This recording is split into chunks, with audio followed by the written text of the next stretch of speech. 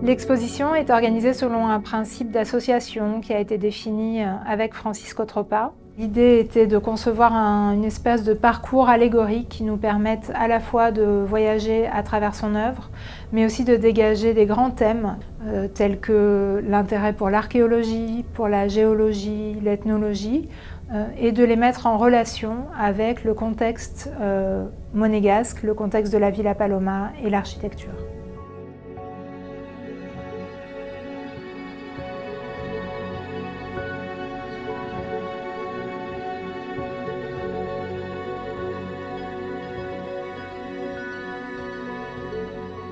Il y a cette métrique qui est donnée étage par étage, des 2 salles par étage, et qui m'a permis de commencer à construire une idée d'exposition. Il y a une espèce de parcours qui est donné par la propre architecture de la Villa Paloma, et donc chaque étage qu'on monte, il y a une petite nature qui change dans les œuvres. Si je peux dire, peut-être qu'on devient plus léger, on monte, et chaque fois qu'on monte d'étage, on regarde un peu plus haut. Nous avons souhaité intituler l'exposition Paésine, puisqu'il a produit, d'après cette pierre, une sérigraphie, même plusieurs sérigraphies, qui reprennent vraiment ce schéma, qui répondent à cette histoire de l'imitation, en fait, qui est aux origines de l'art. Est-ce que c'est l'art qui imite la nature ou la nature qui imite l'art?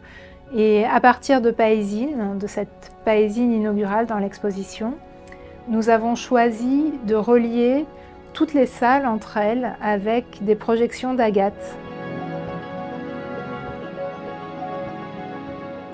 Une pièce qui était produite exprès pour une des salles du musée, qui est une lanterne, donc inspirée dans les lanternes magiques du début du siècle, donc le début de l'image projetée du cinéma, et qui donne à voir l'image d'une goutte qui tombe.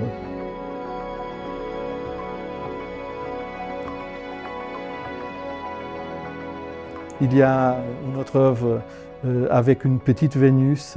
C'est une pièce aussi avec une espèce de mécanisme d'horloge qui évoque un peu les mécanismes simples d'horlogerie. Et donc il y a une petite Vénus qui tourne comme dans une boîte de musique, faisant aussi écho à la collection d'automates du musée.